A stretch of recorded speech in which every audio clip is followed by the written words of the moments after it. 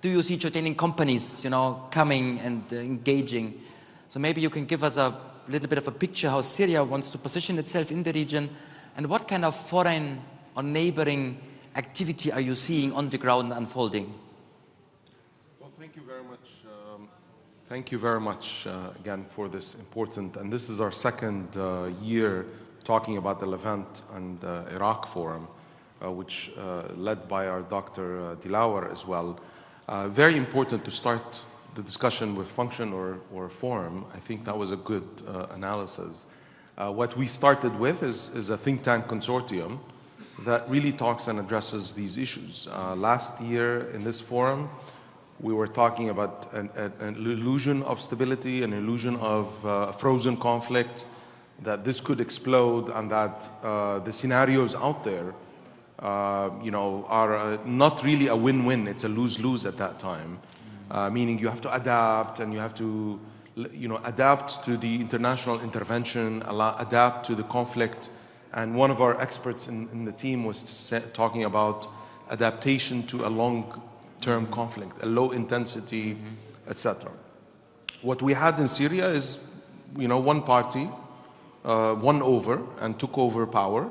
And basically that whole 2254 and the international negotiation and the whole middle ground and let's come and so forth. And that really took Syria to a new opportunity, an opportunity where Syria could become a hub and a convergence of interconnectivity, a hub where Syria no longer poses a threat to Iraq, to Lebanon, to Jordan, to Turkey, and to the Middle East in general. A place where it will no longer pass through weapons, it will no longer pass through Captagon, not Pentagon, and it will no longer pass disruptions to the region.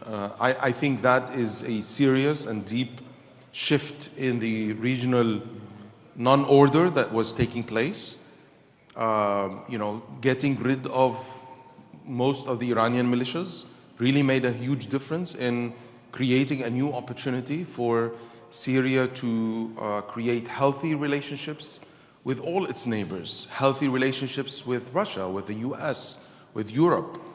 And I think here there's a great opportunity, of course, for interconnectivity, for trade, for many regional forums that could start with countering terrorism, starts with economic trade, reconstruction you mentioned. There has been a huge influx of Jordanian companies, of course Turkish, even Lebanese, Egyptian, Iraqi. I mean, there's talk now about the pipeline between Iraq and Syria to the Mediterranean, access to, all this interconnectivity allows us to not just dream, but actually have something that's tangible that could work and could create a new regional order per se. Or at least less of a disorder, if I may say. So this whole interconnectivity gives us the opportunity to start the discussions not, similar to what we had in Europe in terms of the European neighborhood agreements and so forth, as a Levant and Iraq agreement, and that could expand in circles to include many countries.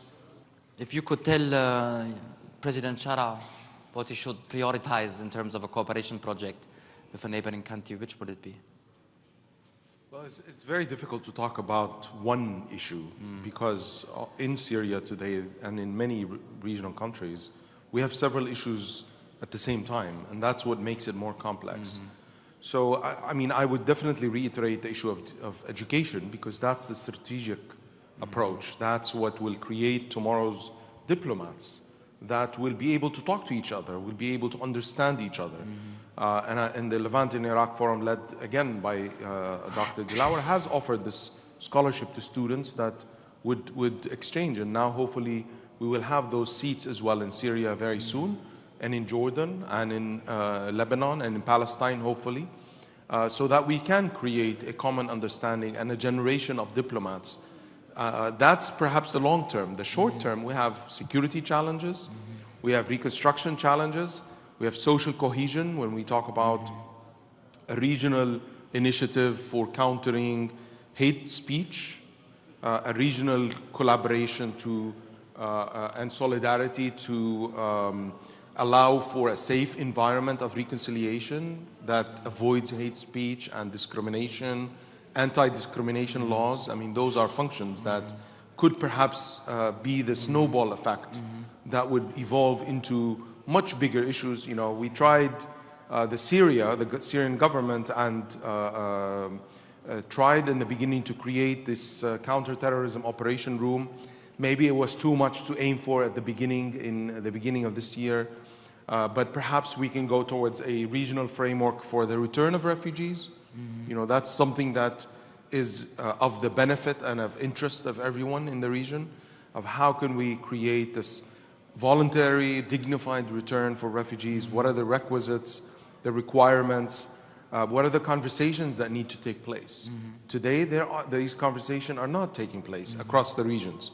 They are in solo, and so we need to create it between Iraq and Syria, between Jordan and Syria, between Syria and Lebanon. We already have so many issues and prisoners and so forth, and lack of visas and so forth between the countries. I mean, so a regional framework for the voluntary and dignified return of refugees is a very immediate thing that needs to take place. The twinning of local governance experience, we lack, many of our regions lack institutions and capacities, and really are in need of a mutual growth.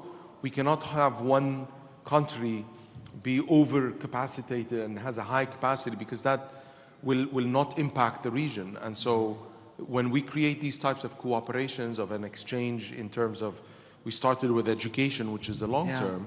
The short term is this local governance across countries, and the return for refugees.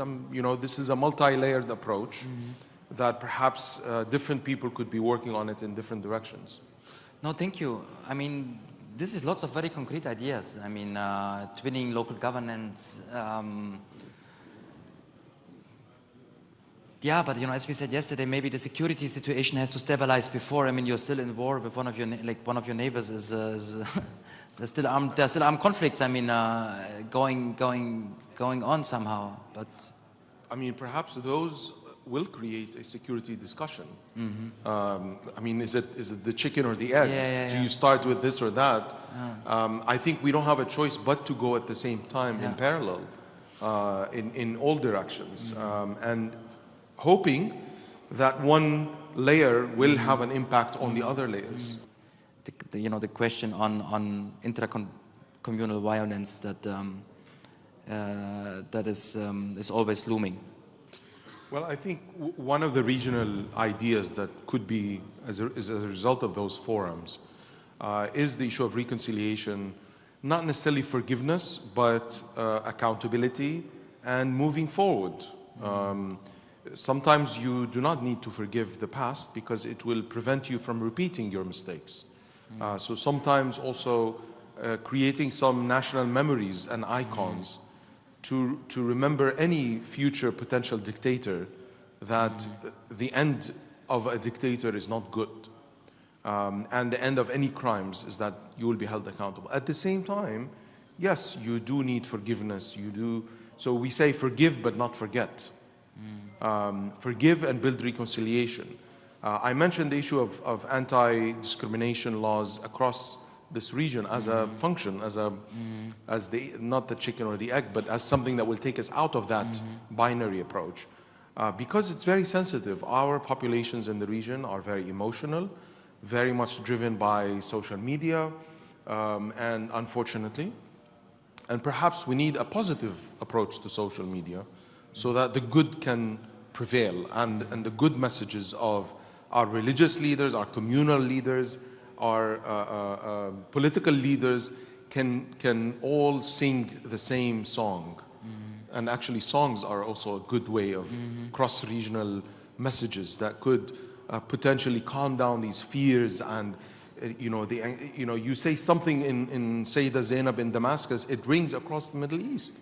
And so, and the opposite way, same thing. And so I think it's very important to be extra sensitive to those things. Yesterday or the day before, we had some clashes in Sheikh Maqsood in Aleppo. I mean, I'm glad that things are now doing much better because of a leadership that said, stop, we're not going to let this hate prevail. And blood, no one wants any bloodshed anymore in Syria or the region.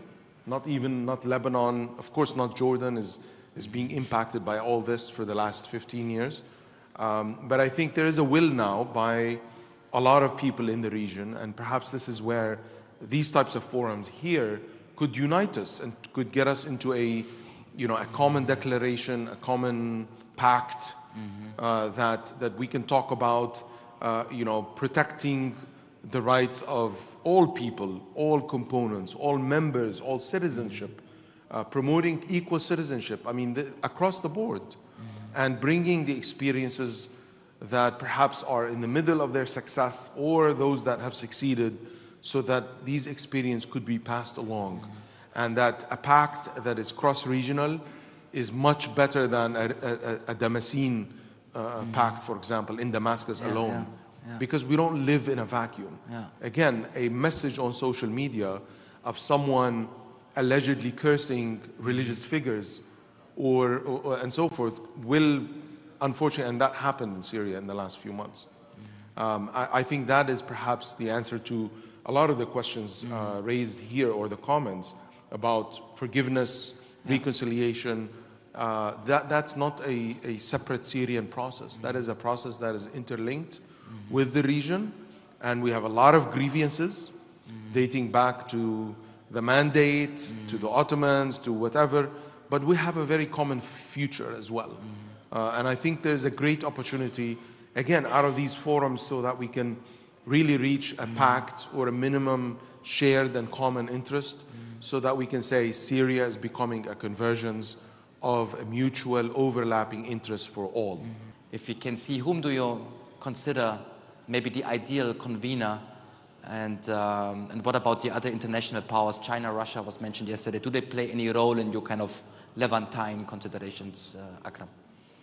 Well, I mean, you start with the spoilers. Obviously, Israel is the biggest spoiler in the last 9 months in Syria and Lebanon and the entire region, and Qatar recently. Iran has been a huge spoiler, at least inside Syria, but also, I believe, in the entire region.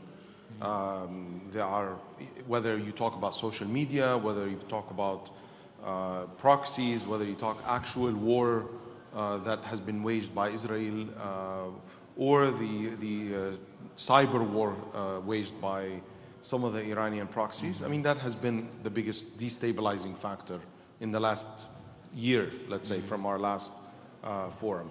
The conveners, I think the more you create local agency, local ownership by Iraqis, by Syrians, in cooperation. I mean, again, what Syria is now presenting the region is that Syria is putting on the plate that it will become an active engagement, positive player in regional politics. It will no longer become a battleground for scoring points between different actors. This is where you will not be an enemy of Turkey in Syria. You will not be an enemy of Iraq. You will not be an enemy of Saudi Arabia. You will not be an enemy of Jordan. I mean, Syria has been an enemy to almost every country in the region and has utilized all these different things. So I think now the conveners are the Syrians, the Iraqis, the Jordanians, the Lebanese, the Palestinians. Those are the conveners of a new era for the region. Do we collaborate with the greater powers? Of course. And the balancing now that a lot of the countries in the region have created in terms of a partnership with the United States, a partnership with Russia, good relations with China and India and so forth. So not to antagonize anyone. Yeah. This is not a zero problems theory. This is about balancing and having healthy relationships and open dialogues with all these countries. So the conveners are the local agencies. Now we have, you know, I hate to quote President Trump, but nevertheless, I can say when he spoke in Saudi Arabia about local agency and praised the local leaders in the region, I mean, that was a new language that we were not used to. We're used to, I mean, regardless of what he means and all that, but looking at the text of his speech, this is new, and this gives us an opportunity to really claim that in reality, where local leaders in the region can create new regional order.